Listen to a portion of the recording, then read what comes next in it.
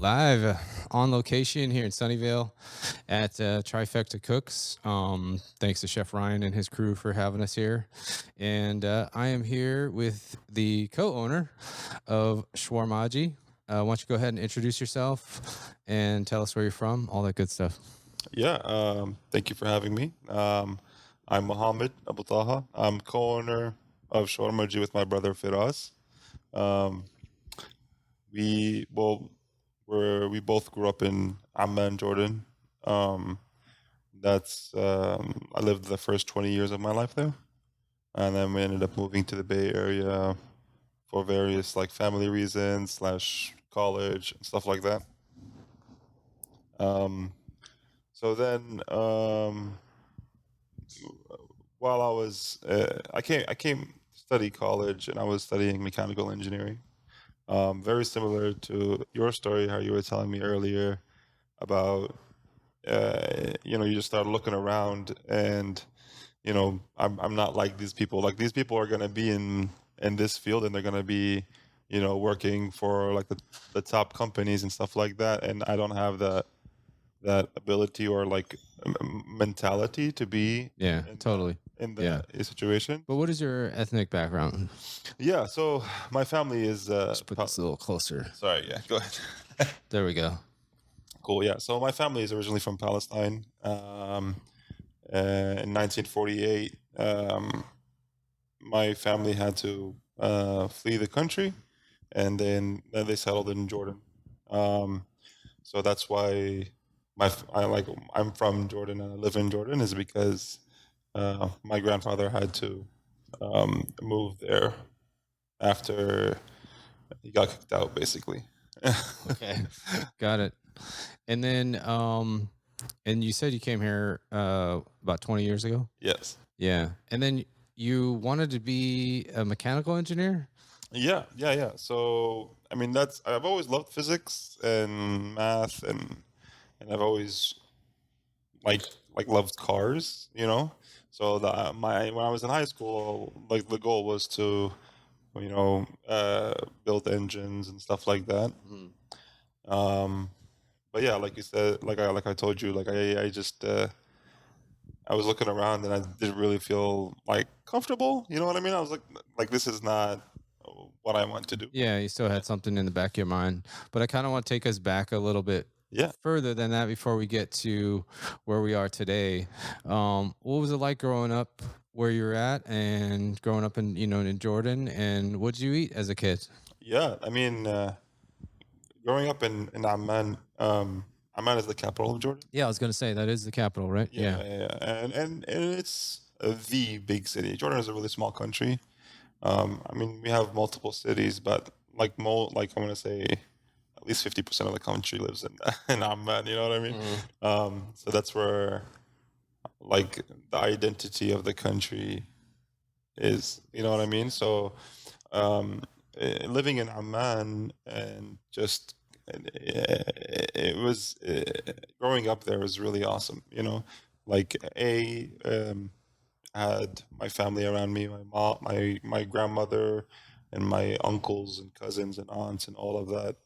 And my grandmother was like one of the best cooks of all time.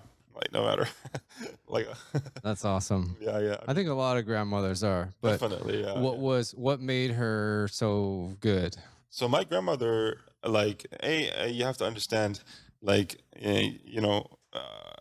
our family, very similar to most Arab families, is huge, right? Like, my dad has four other brothers and two sisters, and they all have at least three or four kids. You know what I mean?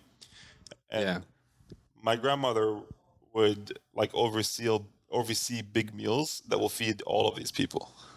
You know what I mean? Obviously, she had a lot of help from my aunts and my cousins. You know what I mean? But she was basically like the head chef. Yeah. You know? And how many people are we talking sitting down for this meal? Oof. 60? Yeah, probably like yeah. So like these would happen, um, like for Eid and Ramadan. Those are kind of like our celebratory times, similar to I think Thanksgiving and Christmas in the United States, right? So those like yeah, like the whole family would go to my grandmother's house, and yes, we're talking like close to like at least like 30 to 40 people, and Yeah. sometimes, and obviously it kept growing, right? Yeah. Yeah. Like it started out as like maybe 20, Yeah. and then everybody keeps having kids. Yeah. And so I always ask everyone, everyone grows up differently, different ways and stuff. What was your first impact with food? Do you have a memory in childhood of like, oh, this is like something my grandma used to make? Mm.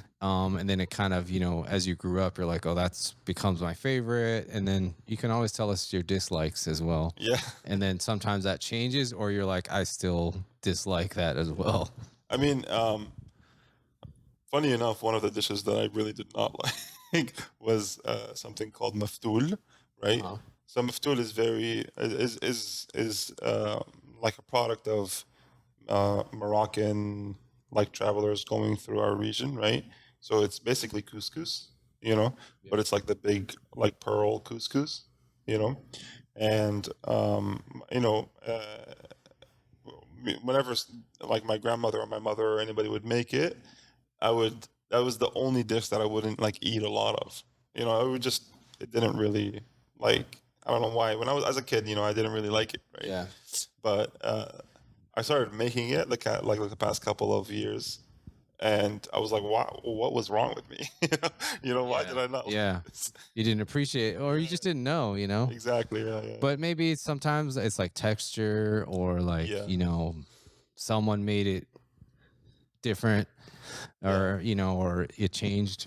And sometimes just your palate changes. So, Definitely. but what did what was a typical like snack or meal that you had growing up? Yeah. So I mean, in growing Jordan? up in Jordan, especially in like the high school eras, you know what I mean?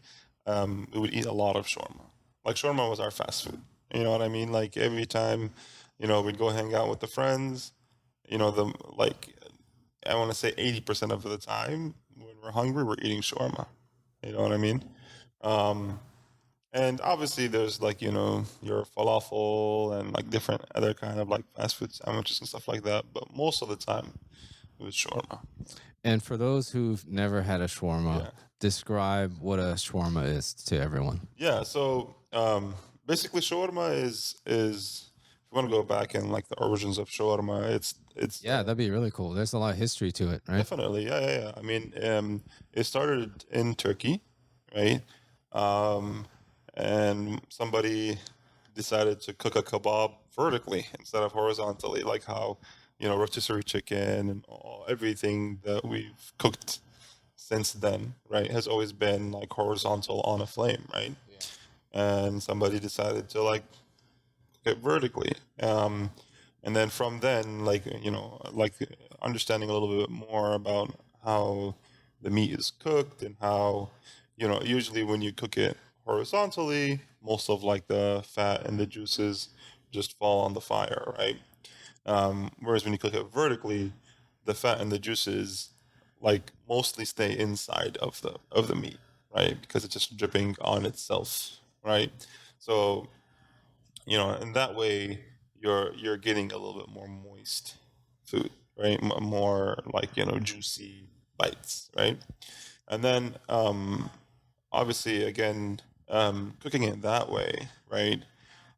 It's meant for like cooking throughout the day, right? Because you're cooking one layer at a time, so your food is always fresh, right?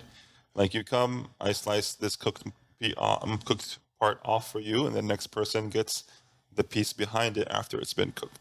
You know, Yeah, and it looks it the street appeal is good too, definitely. because people can see it going, Exactly. just like a rotisserie. But yeah, Yeah. I mean, obviously, you see like this humongous thing of meat in front of you. You definitely want some of that. yeah, Uh, for sure. yeah. Do you know the history behind it, like how like it started in Turkey, and Yes. how did So it travel it around? definitely started in Turkey, and in Turkey they were mainly doing lamb and beef, right? They didn't do chicken at all, right? And then it kind of moved down to Syria, because remember, like back then, all of that was just one country, right? It was all the Ottoman Empire, right? Right. So stuff moved very freely, back and forth. And then Syria were like the pioneers of like modern day Arab style shawarma, right? Like right now, if you look side by side between like the three main like shawarma countries or regions, right? It's like the Levant, which is my style, and then the doner from Turkey and the gyros from Greece, right? Got it. So they're like those are like the three main different, ways of cooking this meat, right? And ours, the Levant region, right? What I make was mainly pioneered in Syria. Nice. And then it was kind of like with the, I guess, the soldiers, so to speak, it was kind of like were they still cooking it? Um, I'd read that they were still doing it horizontal and then it like changed, right? Or something like that. Wasn't it kind of like a way to make a group meal really eat simply? Because it was Definitely, yeah. just some bread and just some meat, right? Exactly. I mean, it's really, just an easy way to make a large amount of meat, right? Yeah. And like at first in Turkey they did not use bread with it, right? Like I mean, or they would serve bread next to it, right? But also in Syria is when we first like started making wraps and sandwiches and stuff like that. Got it. Yeah. And so, what else did you eat as a kid? Yeah, I mean, always falafel and hummus for breakfast. Like that was every Friday morning. Basically, my dad, and me and my dad would go. He would. I was pretty young around then, but he had like a soccer game with all of his cousins and uncles. Like it's a big family soccer game. This was like early in the morning. Like they would start at like 5:36. Um, and they would play soccer, and me and like the little cousins would like, kind of play around, And then after they were done, um, we'd go do the rounds. We'd get fresh baked bread and go get falafel from one place, hummus from one place, food from another place, and kind of like even though like each one of like the guy who sells falafel also sells hummus and also sells food, you know what I mean? Right. Yeah. He's But got like, everything. yeah, but he has the best falafel. That guy has the best food. Oh, That guy has the yes. best hummus. Yeah. So this is like how I grew up, always getting the best from different people, not settling for like, oh, just because we're here, we'll just get their hummus, even though I know that person has better hummus. I think that's starting to come back a little because they're now like, oh, this guy specializes in Yeah, this. I'm gonna go there. exactly. Like, Yeah, oh, for you in this area, if you're in the Bay Area, shawarma. yeah. We'll get into it. We're gonna get into shawarmaji in a little bit, but like, you have your specialty, and like, Exactly, yeah, if you want sushi, come to Trifecta Cooks, or definitely, yeah. if you want, barbecue, there's, a bunch of different spots in the Bay Area that do barbecue. Shout out to Breakwater, Yeah. at Wyatt in Half Moon Bay, who was on the podcast recently. When they've spent that much time and effort, like creating that craft, you're like, that's the person I want to go to. And with all those different ingredients, and then, what was some of your favorites that you kind of always will remember and you take with you, and you make some of that stuff still, and then we'll get into how you ended up over here and starting the restaurant and all that stuff. Yeah, I mean, definitely falafel. I mean, our falafel sandwich at the restaurant is very like different than most falafel sandwiches in the Bay Area. One of the things is that we actually use like a French roll for the falafel. I mean, you can get it in a wrap as well, but like French rolls is kind of like the special falafel sandwich from back home. Um, and just yeah, I mean that like sandwich is like something also from my childhood. Like that's breakfast. That's something that on the way to school, running late. We just need a quick breakfast because I haven't had any. Just stop by the falafel guy, get a sandwich, and go. And it's always really fast. So yeah, I mean that's definitely one thing from like my childhood that I bring to the Bay Area. Yeah. That's awesome. And so, moving here and then, thinking about doing engineering, what caused you to kind of what was the switch where you're like, you know what, I can't do this. I want to start cooking.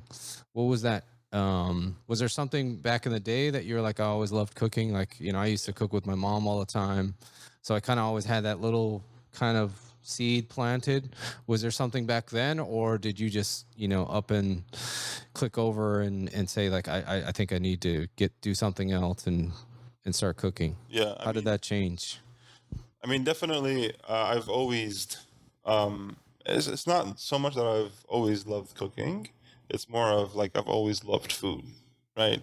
Like eating at my grandmother's house. Like like the food was always so amazing, right? So it's like always like, yes, that's where we're gonna go and we're gonna eat, and you know what I mean. And just that idea of eating really delicious food is more of a driver towards uh, being a cook and a chef than wanting to cook. You know what I mean? Obviously, like I also really like cooking. Yeah. You know what I mean? Yeah, for But sure. it was more of like the idea of I just want to eat delicious food.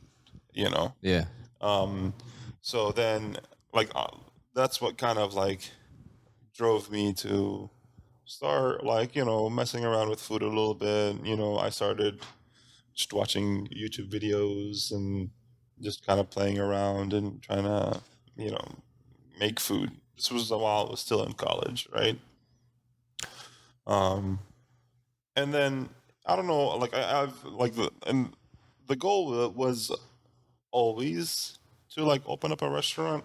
you know at first it was just become an engineer, make lots of money, and then open up a restaurant.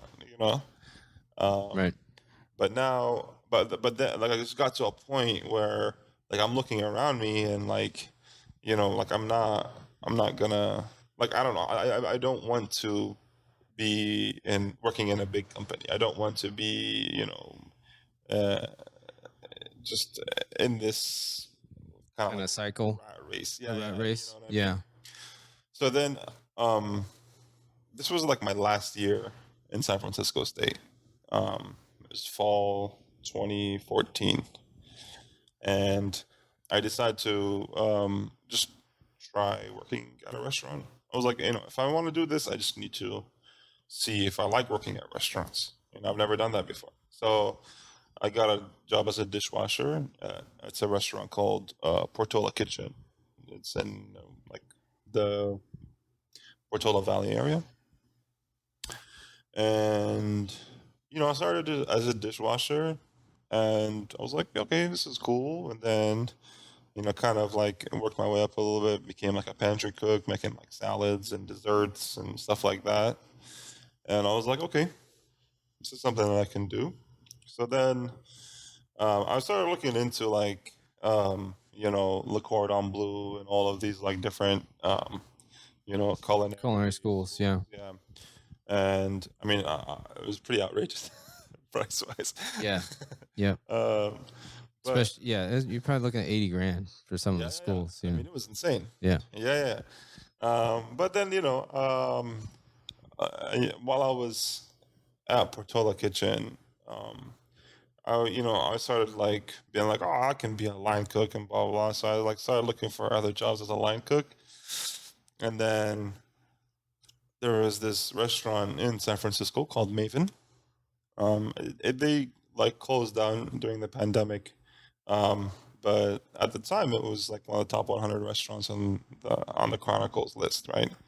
So they were looking for line cooks. So I decided to apply, and the chef at the time, Chef Isaac, he gave me a call and he was like, "Hey, you know, just like interviewing me." And I told him like honestly, I don't have that much experience. He's like, "That's no problem. Like I like to train people, so I mean, we can definitely work with that, right?" So I went and I staged. And at the end of the stage, he was like, "Honestly, you're very green. I need somebody with a little bit more experience." But Okay. yeah, but he was like, if you want, you can like come and stage once a week. That's no problem. You know what I mean? And then you can learn, and we'll go from there. I was like, okay, that sounds good. So I did that maybe like twice, and then like schedules kind of like turned around and like flipped, and I didn't really have any like it didn't really work out. The days that he was available, the days that I was available. So we kind of like left it for like a few months maybe.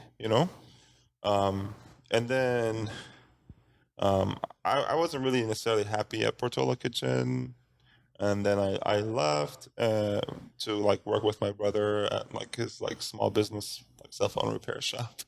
And then while I was there, I was like, you know what, now that I have a little bit more flexible schedule, I can talk to Chef Isaac, see if he's available again. So I called him, and he was like, yeah, I come in it was like on a Sunday, and you can start, and we go from there. And by then, like I had worked in the kitchen a little bit more, so I had a little bit more experience.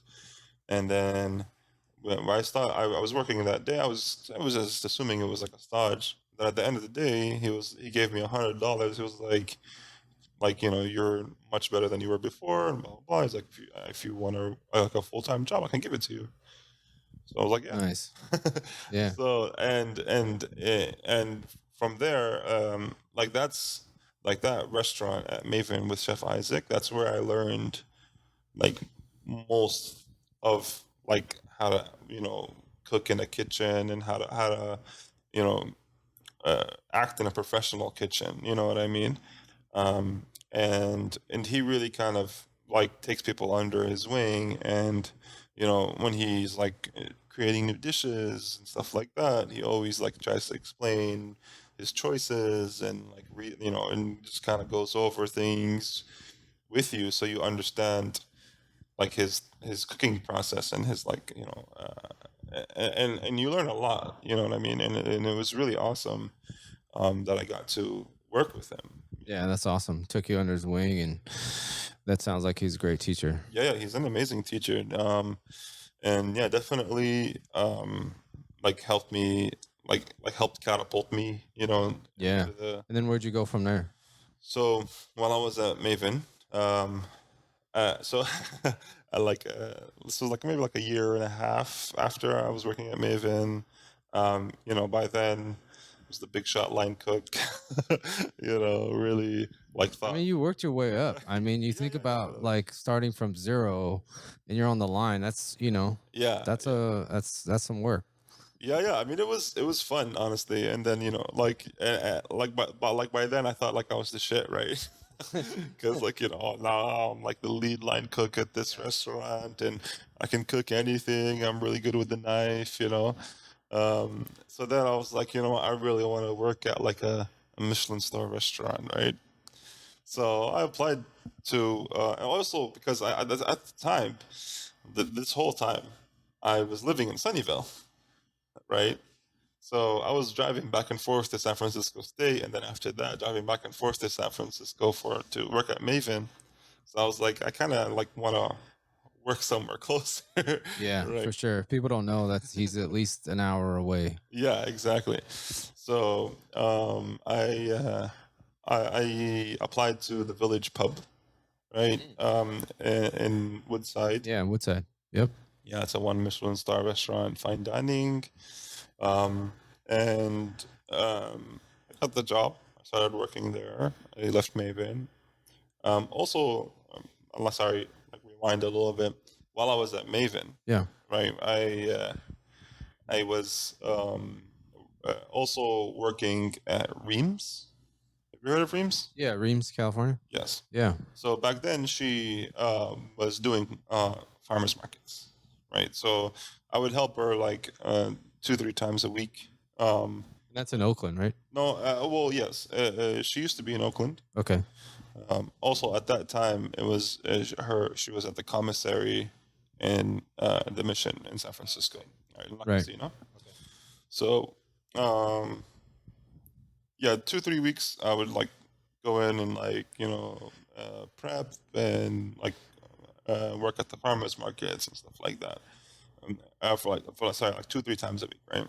I still had the full time job as a cook in Maven.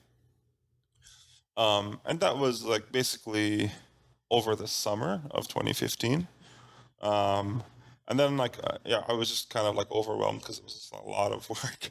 So I stepped back a little bit, and like I started working at Reem's, and my friend had also opened up a restaurant, so I was kind of helping him, um, like just kind of like helping out like once or twice here and there, and so then fast forward to the Village Pub, right?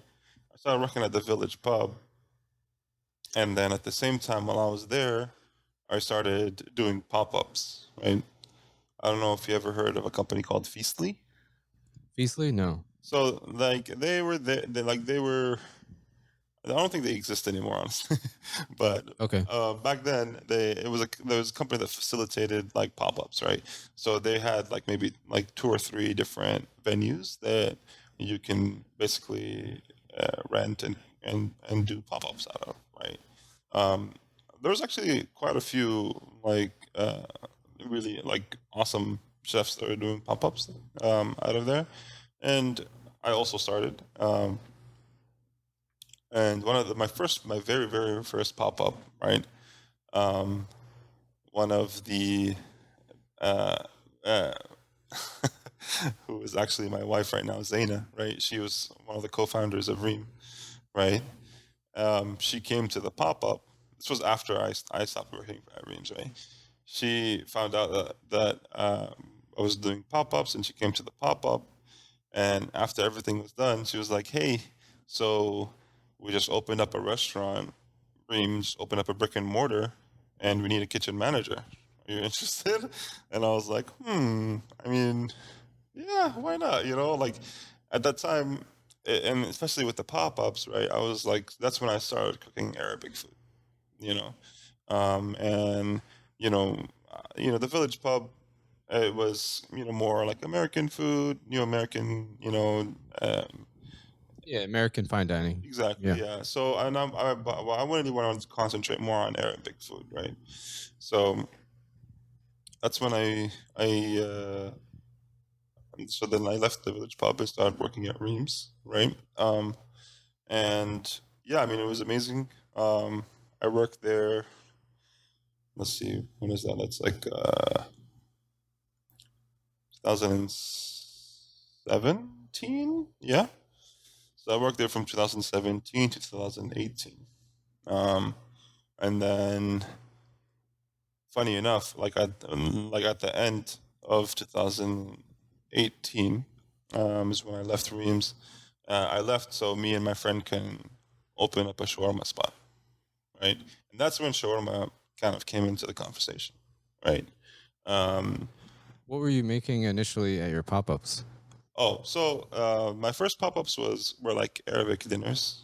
Um, so those were like more inspired of like my grandmother's cooking, just a lot of like rice and lamb and like different like appetizers and stuff like that. So it was more Okay. like sit down like plated meals and stuff like that. Right. Um, so then when I left Reams to try to open up a shawarma spot with my friend, but like the space that we were looking into, the deal kind of fell through and blah blah blah. So it didn't really work out. Um, so then I kind of was looking for another job, and one of the other chefs that were at Feastly, um, Laura and Sayat, I don't know if you know them. Um, they opened up a restaurant called Noosh in San Francisco. So Noosh was still opening, like they haven't opened yet, right? They're in the process of opening, and they were looking for cooks and sous chefs. So I applied. Um, at first, I applied as a cook, a line cook, and then by the time we opened, I was kind of promoted to sous chef. Um, and yeah, I mean that was also a great, amazing time. I learned a lot there too. It's mainly Turkish food, but also it's funny because they called it like Ottoman food because, again, the Ottoman Empire encompassed all of that They region. want to kind of have the whole region and not be able stuck with Yeah. I mean, isolated. this is also like one other thing about like our region is like the food is very fluid, right? Like people, like like there was no, these borders didn't really exist, you Right. know. So like food would travel between regions, and everybody ate the same thing. The only thing that was different is how my grandma made it different than your grandma. You know what I mean? Um, Just the little tweaks, right? The little styles. Yeah. yeah, exactly. Just add a little bit of Oh, spice she cooked it a here. little longer. She makes it a little spicier. Exactly. Okay. Yeah. Makes sense. So, yeah, working there also like kind of like fed my desire to like work with like Arabic ingredients and Arabic food, and it was really a lot of fun, and it was really awesome. I was working with really amazing people. It was really, and the restaurant was bonkers. Like we were so busy. It was so like such a intense experience. You know what I mean? Just going from zero and opening up a very successful restaurant, and like being there along for the ride the whole time. Just kind of like seeing behind the scenes. Yeah, that's really cool. Yeah. So that like obviously helped shape the restaurateur that I am right now. You know what I mean? Yeah. Yeah. And so is that and then what happened after that? So then fast forward to the end of 2019, right? So we opened in March 2019, right? Got it. I started working there like December 2018.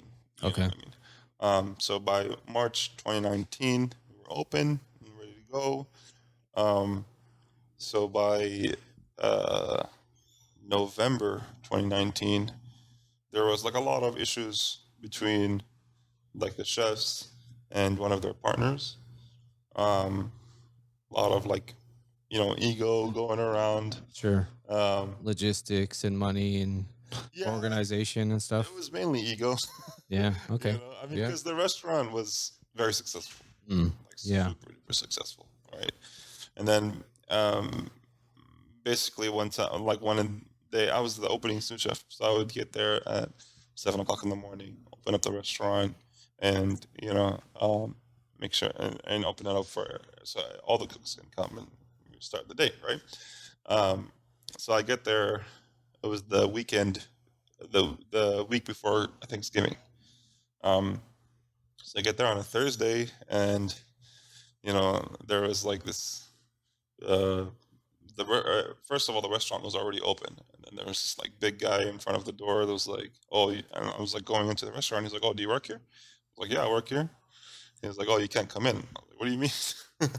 So then I noticed that like the partner was in the restaurant, right? And there was like a few like issues that had happened. So I knew that this was a bad sign, right?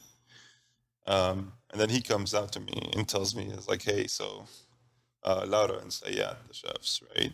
He's like, they were involved in some like, shady things and blah blah blah, and I'm gonna, and we fired them and blah blah blah, and they're no longer a part of this restaurant." I was like, wait. And that's the guy who hired you, right? No, he did not hire me. Oh, okay. They hired me. They hired you. Okay. Okay. But I mean, it's all everyone together. Yeah. Technically, yes. Yeah. So I was like, what do you mean? And then he was like, if you want to stay on and like, uh, keep the kitchen going and blah, blah, blah, like we'll, definitely compensate you appropriately and all this stuff.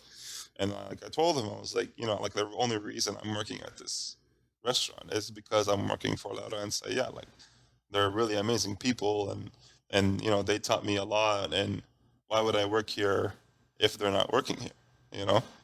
And they didn't even know it was happening, and I had to like call them. I tried calling them actually a couple of times and they were asleep. They didn't even know what was going on. Oh man. Yeah, and then I called them and I finally got through. Because this is like 7 o'clock, 7:30 in the morning, right? Exactly. Yeah. And then a lot of drama happened. Basically, at the end of 2019, I found myself without a job. And by the way, they just opened up a new restaurant in San Francisco called Dalida. Okay. Shout out to them. It's actually an amazing restaurant. I've only been there like 5 times. It's so good. Nice. Yeah. And just so people know, like, and guys that listen, I put all these in the show notes. So these are all these restaurants we mentioned, whether it's the place we're at, your spot, all these will be in the show notes. Awesome. Yeah. I mean, yeah, you should definitely check it out. It's really good. And then, so yeah, at the end of 2019, I found myself without a job. We had me and my wife gotten married in October 2019. So recently married. Damn, same as me. Oh yeah, Same, exact same time. That's wild. Yeah. City Hall? No. Anyways, keep going. Oh, there you go. Very nice. And then your mind was just kind of wide open at that point, right? Yeah, very much so. And it was very funny because during my wedding day, right? Like this whole time, since before I started working at Noosh, since me and my friend tried opening up the shawarma spot, I was thinking about shawarma. You know what I mean? And I had bought a small shawarma machine, trying to get out at home, inviting friends over and stuff like that. And then on my wedding day, in the morning before my wedding, we all went out for coffee, and me and my brother were walking around this area, this kind of downtown area in Mill Valley, and we started talking about it, out of nowhere, and he was like, "Oh, it would be really cool to open up a restaurant and stuff like that." And I was then I started telling him "Yeah, shawarma is really awesome. I think shawarma would do really good in the Bay Area. There's nothing like it here, and blah blah blah." So then, fast forward to December, no job, plenty of free time, right? I asked Reem if I could do pop-ups at their restaurant. So we did a few shawarma pop-ups. They're pretty successful, but by then we just kind of winging it, right? we didn't have we weren't organized or anything like that. Yeah. It was just me and my brother and my And that's when your brother started helping you out, huh? Yeah, definitely. I mean, in the beginning, he would just come and bring his daughter. She would help fry the falafels, and my wife would help with the register, and it was really family orientated back then, That's awesome. So then we're okay, so we have this idea. We've tested it out a few times. It works. People like it. What are our next steps, right? So because of my experience with Reem, I was okay, maybe we can start doing it at farmers markets, the same way she was, and kind of go from there. So I started looking at different commissaries. One of the ones that I went to and checked out was in Oakland. It was called Forage Kitchen, right? And at that time I was living in Oakland too, So in Forage Kitchen, we went there, and I made an appointment to go and look around in the commissary. I met with them. Her name was Callie, the person that was showing me around. And then after she showed me the commissary, we went to sit in the front, right? And they had this little sort of a cafe area at the front. And at that time, Hot Boys was there. So have you heard of Hot Boys? Yeah, is that the fried chicken guys? Yeah. Fried chicken sandwich? Exactly. Yeah. Okay. Nashville hot chicken. Yeah. It's so good. But so they were there, right? And then I was looking around, and then I asked Callie, I was like, "Hey, so what do I have to do, or how does it work if I want to be in this cafe right now?" And she was like, "Well, actually, Hot Boys is leaving in 2 weeks, and we need somebody to take the space."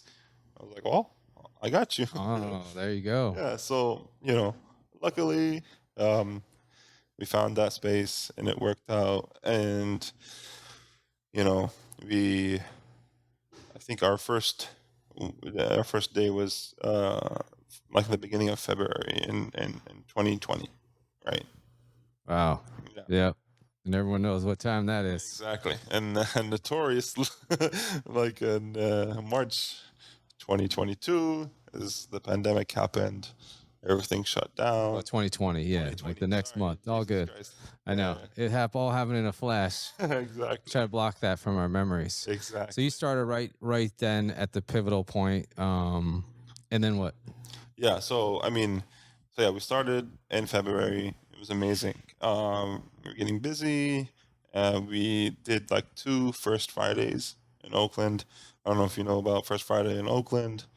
Like, so in and on Telegraph, which is like very near to where Forage Kitchen is. Every First Friday they would like shut the street down, and there would just be like a lot of food vendors, art vendors. It was very like artist orientated. Um, and there's a lot of galleries on 25th Street where Forage Kitchen was.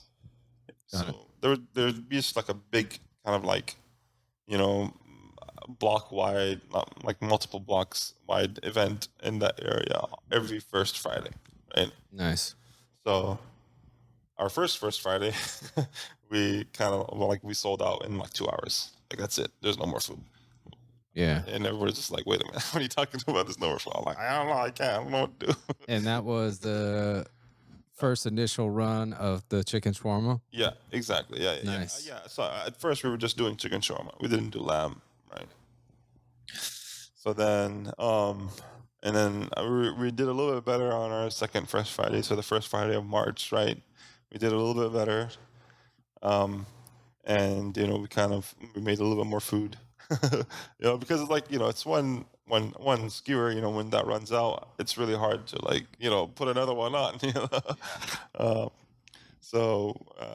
and also like, was like teaching me how to like build bigger and bigger and bigger skewers, right? Yeah. I've seen the one that gets Yeah. built now. Yeah, It's no. massive. And so you're getting into like March. So Yeah. tell us what happened and then how you progressed after that. Yeah, so obviously March came, and the pandemic happened. Everything was shut down. And like the guy who designed our logos and everything, his name is Yusuf. He was working for me at the restaurant at then too. And then he had to go to San Diego because like he had family in San Diego, so he just wanted to go like check up on him. So he went to San Diego, and I had like basically like 2 employees left, me and 2 other employees, and everybody's kind of freaking out. What's happening? Um, and it was just like one of those things where like nobody knows what's going on, right? Like I can't tell you what's gonna happen tomorrow. I don't know if we're gonna be busy tomorrow or not, so it's really hard. Yeah. It was very day to day Yeah, taking it a day at a process time. because it was trying to figure out, and as everyone knows, what the city wanted, Yeah, what was allowed, what wasn't, exactly. especially with food. It was like finally found out it wasn't a foodborne illness. So then you're like, okay, you can serve food Yeah. to go only for the most part. No, I mean, you were out and about, but Yeah. so what happened? What did you end up doing? So, luckily, our food is already like to go orientated, right? I mean, shawarma is street food. The whole point of shawarma is that you just grab a sandwich and eat it on the street, right? Most of the restaurants in Jordan don't even have chairs, um, so luckily, like our food was already geared towards that, um, and honestly, it was pretty slow. Like March and April, they were like, like I literally only had like one person working in the morning and one person working in the evening, and that was it. Like I didn't even need to like think about hiring somebody else. It was just like, yeah, one person can handle the whole thing by themselves. Um, so it was just like that. It was an interesting feeling. You're like, okay, like is it gonna stay like this forever? like what's happening, you know? 2 weeks. 2 weeks. Yeah, it's always been like, oh, like yeah, just a couple of weeks, and then they'll find a cure, and everything will be okay, and blah blah blah. But it just kept going on and on and on, and then slowly, I like word started going out.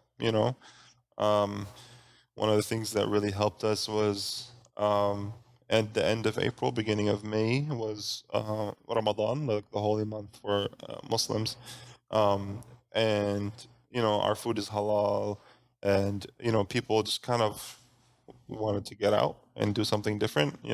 Can you explain halal for people that So haven't heard that? yeah, so halal is very similar to kosher, in which it's basically the animals are like slaughtered in a certain way. Um, and the main reason for that is, yeah, to have like a super healthy way of like slaughtering an animal, right? And um, like having food that's certified halal is just making sure that it's killed in accordance with these like rules that are um, in the Islamic faith, right? Got it. And the goal of these rules is to have like a healthy animals that are killed. You know what I mean? So um, um, yeah, so a lot of people look for that. A lot of people will only eat halal food. Got it. Yeah, a lot of Muslims. So they know that our food is halal. Um, so during Ramadan, we just started kind of like getting a little bit busier and busier, busier and busier and busier, and thankfully, like the momentum kept carrying. Um, so by the end of like June, July, we had like an article come out from the San Francisco Chronicle. Like somebody from the Chronicle interviewed me, and it was a really cool experience. And you know, obviously, like then, like kind of like everybody started finding out, and the restaurant, or like technically it was a pop up, right? Yeah. Started growing and growing, but it was only like a 6 month deal, right? So by August, we had to be like out, um, and so like by August, like in August, we started looking for different like other places, right? And thankfully, we found our current location in Oakland. We opened in December 2020, um, and we've been going strong ever since. Yeah. Awesome. How'd you come up with the name? Shawarmaji. Actually, my wife came up with the name, Nice.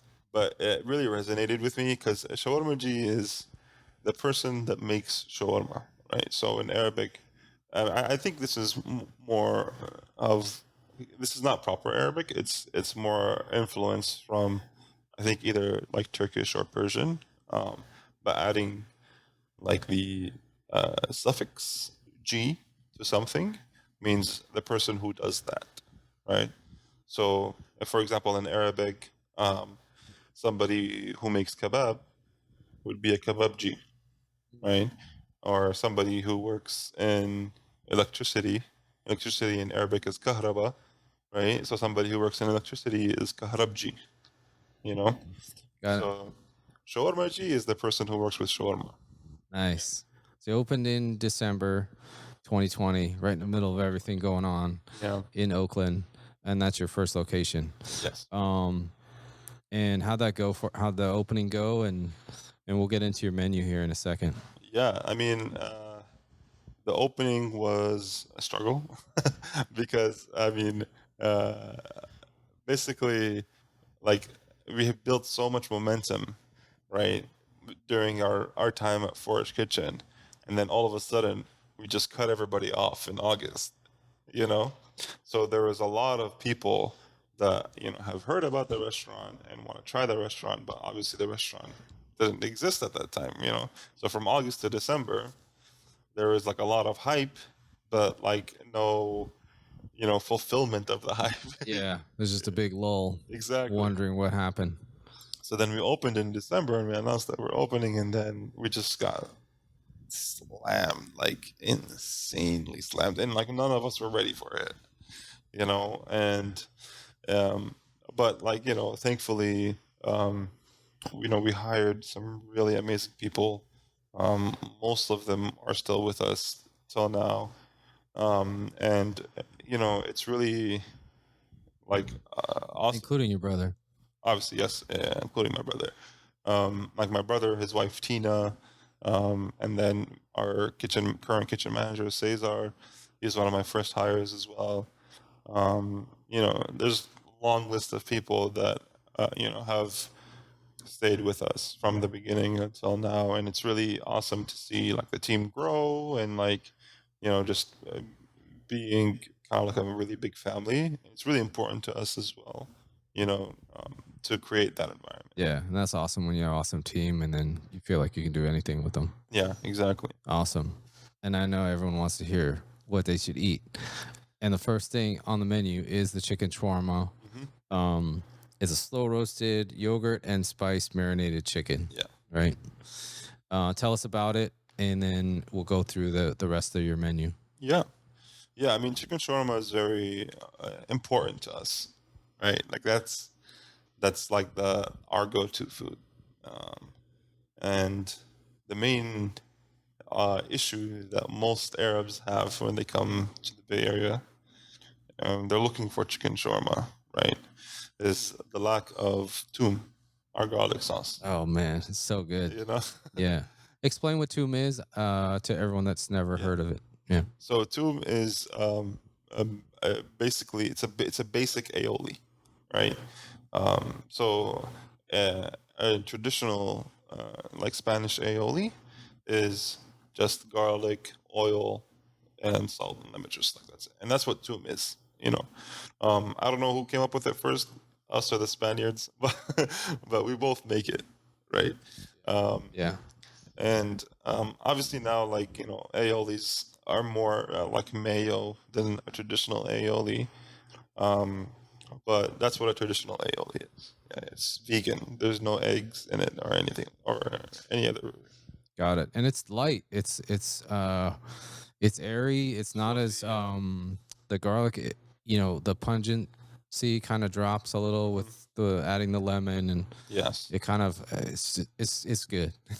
Is all I'd say. Yeah. Always ask for extra. Yeah, that's Just so you know. Yeah. Always ask for extra.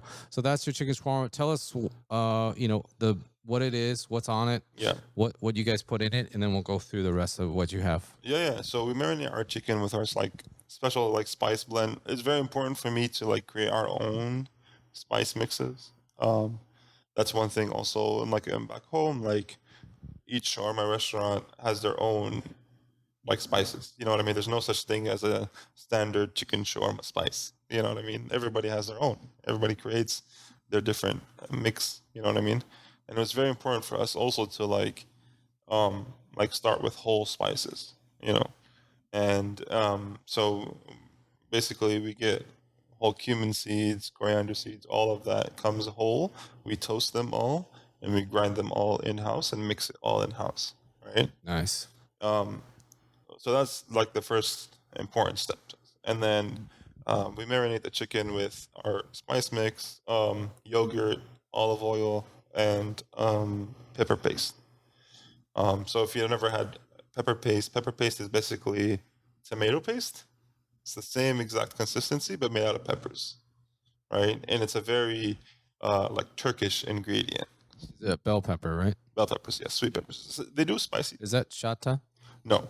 That's totally different. That's the chili. Totally Oh, sorry. That's the chili. Yeah. Chili sauce, right? Yeah. Okay. Sorry. No. I mean, but like pepper paste is one of those things that is very like unique to that region, right? So like Okay. like Turkey and part of the Balkans too. You know what I mean? So like Okay. it's like very like it's very very like specialized. You know what I mean? Like I knew about it, right? But I didn't really cook with it much before I worked at Noosh. And once working at Noosh and like that's something that I kind of like took from my experience there is using pepper paste. Nice. Yeah, and so it's and you have it in a couple ways, but you have it mainly in a wrap. Yes. And it's kind of like, what's that wrap made of? Okay. So our wraps are like close to a traditional bread that we use back home. So traditionally in back home we use a bread called shrak, right? So shrak is like think like tortilla meets lavash, right? But half the thickness. You can literally see your hand through the bread, but it's also very like strong. It's very like elastic, Yeah. right? Yeah. So that's the traditional bread that we use back home in Jordan. But it's very difficult to produce it and source it here in the U.S. Like, I've never seen it. You know what I mean? Um, but luckily, we found a restaurant. So in the beginning, we were using tortillas, like straight up Yeah. Mexican tortillas, um, flour tortillas. Yeah. And Well, I mean, if you can't source anything at first, right? yeah, And to make it one by one would be ridiculous. Yeah. Yeah. And you Okay. need like specialized equipment too. For sure. Yeah. But then Because these things are big. They're not yeah, they're not little taco size. These are yeah. I want to say they're 12 inches, right? Yep. Yeah. 12 inches. Yeah. And so yeah,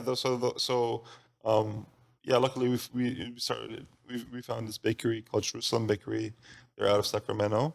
That's where we get most of our bread from. And they have this like they call it a Mediterranean wrap.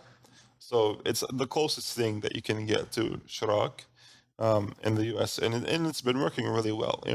Yeah. That's really good. And then you guys do Arabi style Yeah. where you cut it up Yeah. and then you have your sides with it, and we'll go over some of the sides. Yeah. But it's pretty much the same thing. It's just cut up. Exactly. Yeah. Kind of just a little more easier bites, or if you're sharing, it's easier to share the whole with, point right? of the Arabi plate is to dip it in more sauce. It's easier to dip it in more Yeah, sauce. yeah. Well, I just like break it down and stick the whole thing in there. And then you have a pita. Yeah. You have fries, so where you put all your ingredients over fries. But tell them that the shawarma's got chicken, but it's also got is it pickles? Pickled cucumber? Pickled cucumbers and our garlic sauce. And the It's garlic sauce. Super simple. Yeah. And you can add also like you can add hot sauce or French fries, and also cheese too if you want. Got it. And you started doing lamb and beef as well, and that's a mixture, right? Yes. So it was basically like layered like lamb and beef in the skewer. So it kind of mellows out the lamb a little bit, and the beef gives us a lot of richness. Um, and yeah, I mean, we serve that with tahini, onions, and tomatoes. Nice. And then you have a falafel as well. I was looking at that. That's parsley, shallots, cilantro, bell pepper, and garbanzo, right? Yeah. So falafels are basically like you have to use obviously fresh, or like you have to use freshly soaked dried beans, I guess. Yeah. You can't use canned beans with falafel. Yeah. Um, and then we grind it all in this big meat grinder with parsley, onions, and yeah. Nice. And they get fried into little balls and then either thrown in a sandwich or by themselves, right? Themselves, yeah.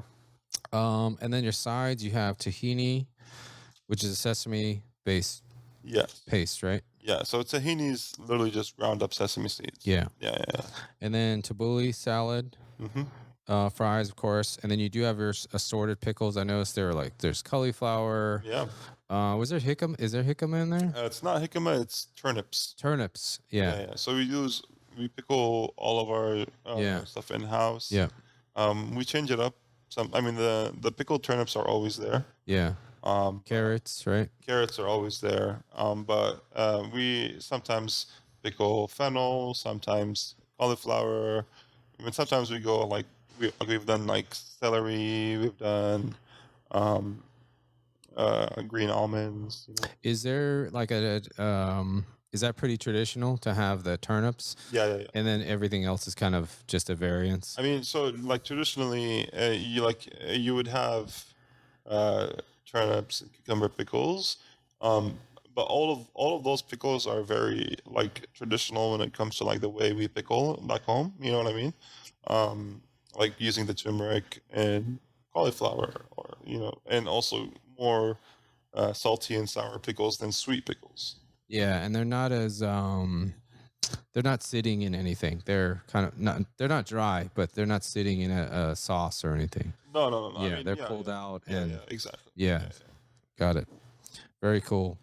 And then you have what's cool, and we were talking about this earlier. You have Monet. Is that the your pantry setup? yeah, yeah, yeah. And tell us about all the different things you guys offer. And now you said like I think there's a shop Yeah. involved with that. So tell us what's in there. Yeah, we just launched our website to sell all of our spices and our different sauces online.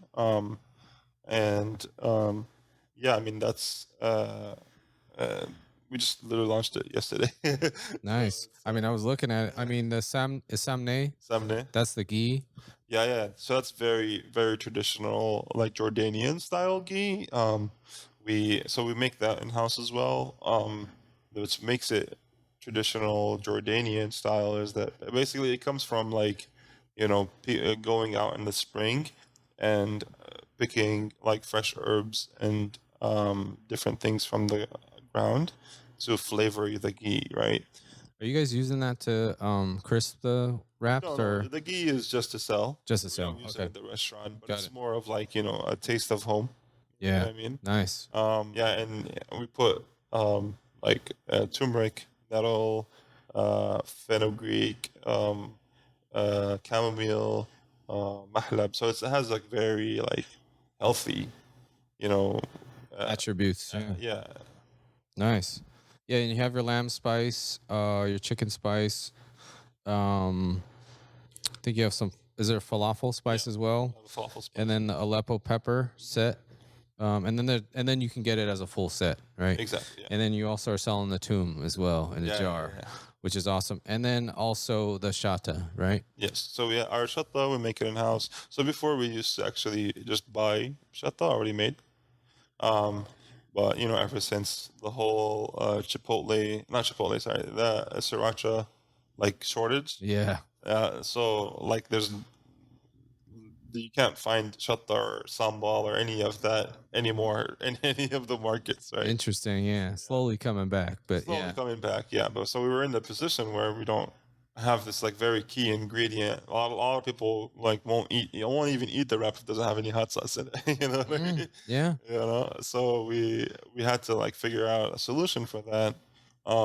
So shatta is traditionally made with like certain peppers that we don't really. It's really hard to source here. And if you can source it, it's like super expensive. It's like doesn't make sense. Importing it all the way. Yeah. Yeah. So we had to like kind of like work out how to make it with like the ingredients that we have.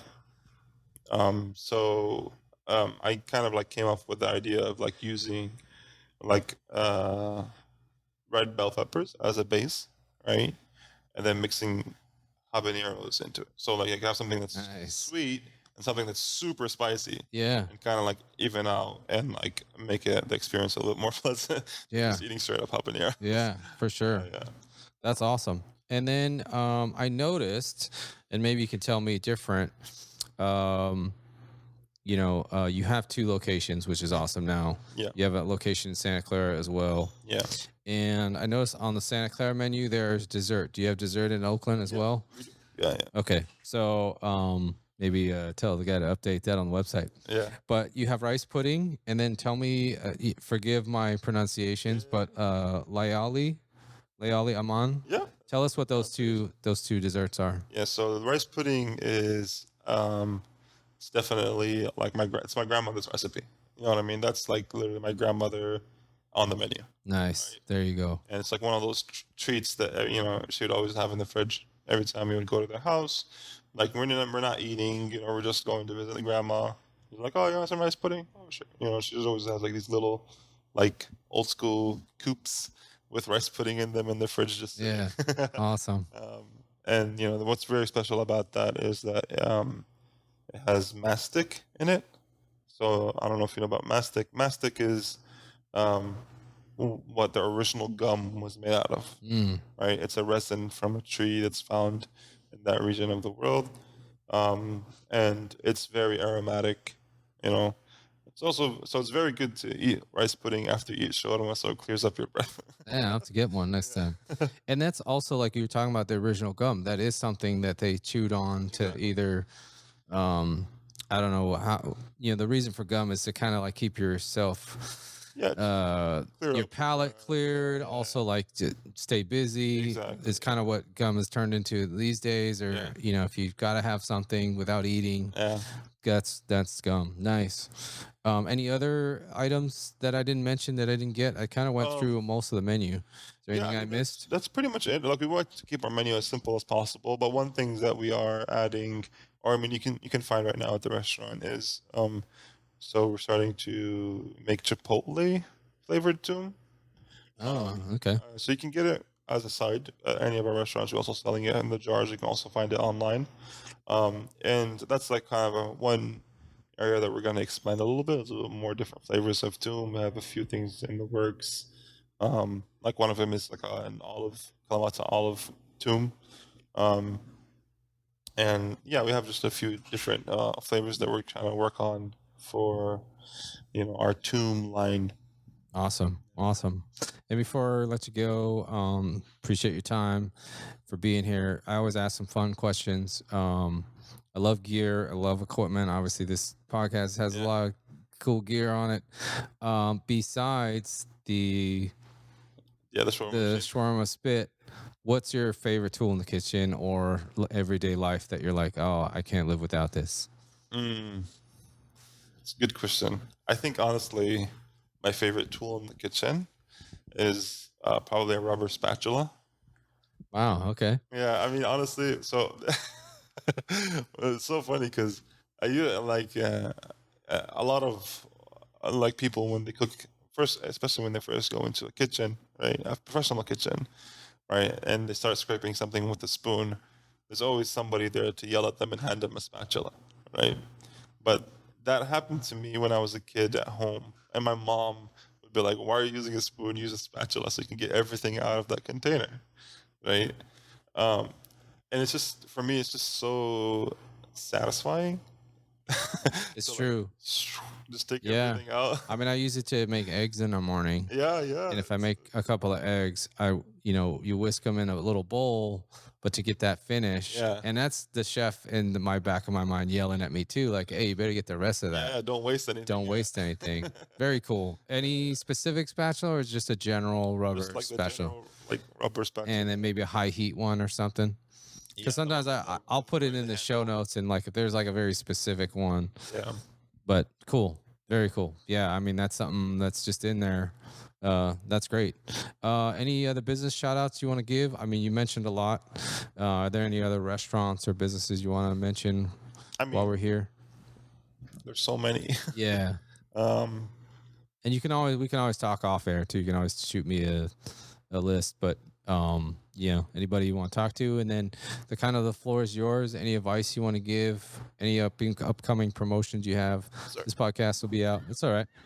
This podcast will be out shortly, so in a couple weeks. So, yeah, floor is yours. Yeah. So, sorry. He's getting ready. He's getting ready. My throat just went super dry out of nowhere. That's okay. One thing, new development for our restaurant is I'm gonna get Okay. We'll finish it up here. yeah. So our Oakland location is moving across the street. Oh, okay. So we got a much bigger space.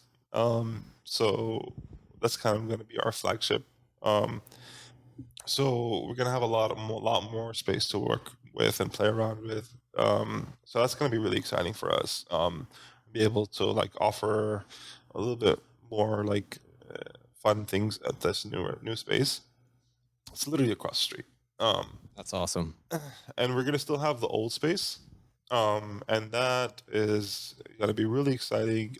Basically, we're planning on keeping that space for for at least the remainder of the lease, which is 2 years, and kind of like opening it up for like different like concepts, different like chefs who want to do pop-ups, or and like for me to kind of like mess around with different kind of restaurant concepts, and just like kind of like just have fun with it. Yeah, and kind of make it like a little bit of an incubator, sort of. Exactly. Yeah. Yeah. If anybody wants to kind of like use it as a space to Very cool. test out their ideas and stuff like that. Awesome. So yeah, so everybody look out for that. Yeah. Restaurants I want to shout out to. I mean, Edith's Pies. They they they opened up like earlier this year next to Shawarmaji, and I just can't get enough. It's so good. Awesome. Yeah, Edith's Pies. All right. Edith's Pies. Yeah. Very cool. Thank you, Chef Mohammad Abutaha, for Thank being you here. for having me. Yep. Thanks for being on the podcast. Appreciate everybody for listening. Thank you so And we're out of here. Take care. Take Thanks. care, everybody. Bye-bye. And it's shawarmaji.com, Yeah. right? And is it the Shawarmaji? Yeah, the shawarmaji.com. Yeah. And then on Instagram, it's the same, right? Same, the Shawarmaji. Yeah. Perfect. There you go. At the Shawarmaji. There you go. We'll put it all in the notes. Take care, everybody. Thank you so much.